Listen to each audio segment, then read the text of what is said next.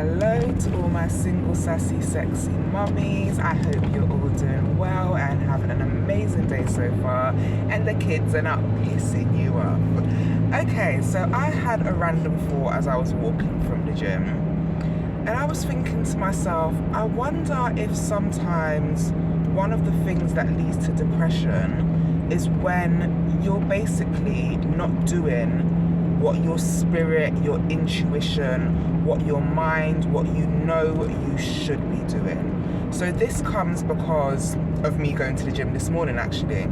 So last night I was meant to train.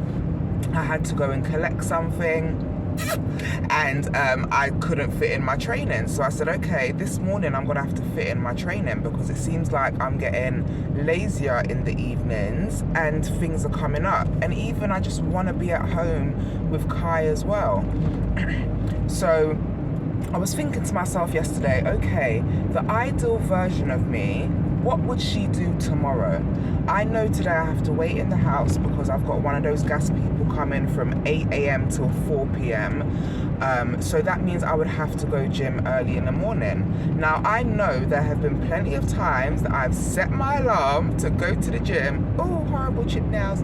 And my alarm has gone off and I've said, nope, don't want to, not gonna happen, can't be bothered, too tired, would rather sleep, or I'll fit it in later.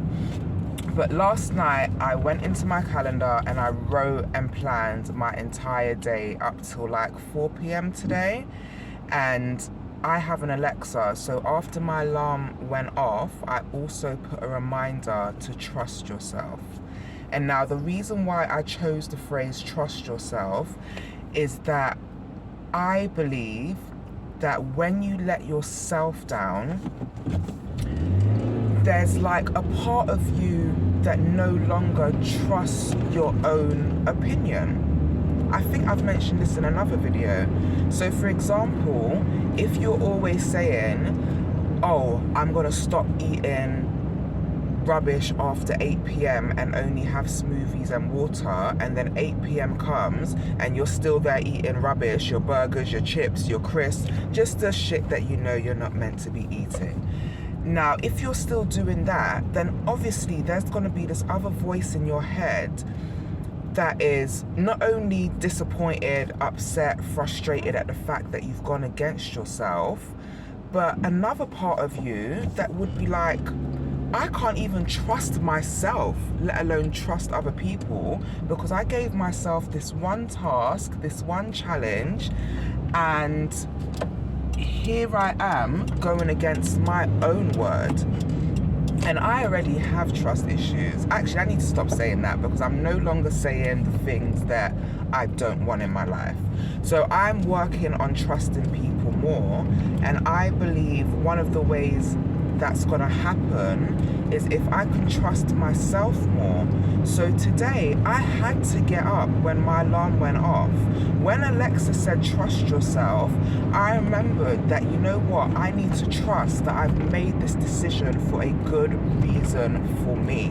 Because for the past 3 days, my mood has just been feeling, you know, when you're not sad, you're not happy, you're just a bit like baseline. I've been feeling like that, and I know there's a couple of reasons why, because I've had some, let's say, some healing moments of thoughts and clarity, and sometimes having to accept the good and bad about yourself is a draining emotional task to get through.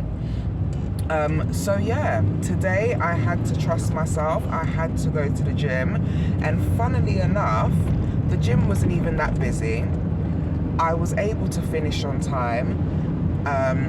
I had a really good session, and I've got into the habit of saying this whole thing about, oh, I can't train in the morning because when I train in the morning I feel sick.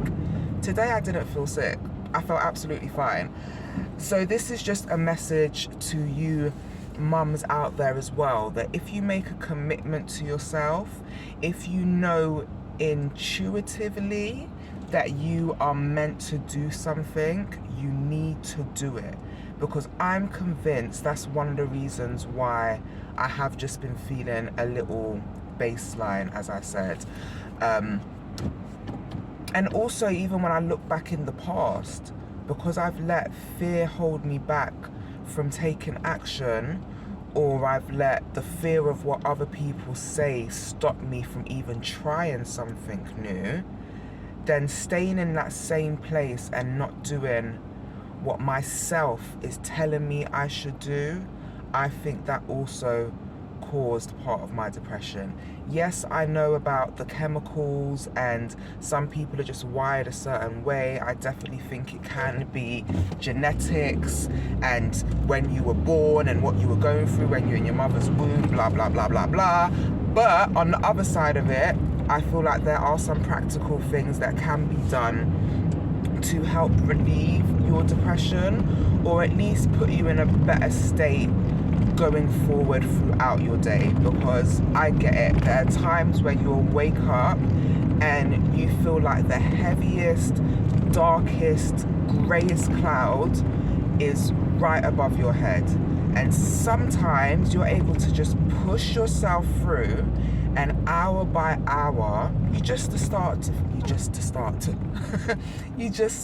feel that little bit better. You start to feel a little bit more motivated.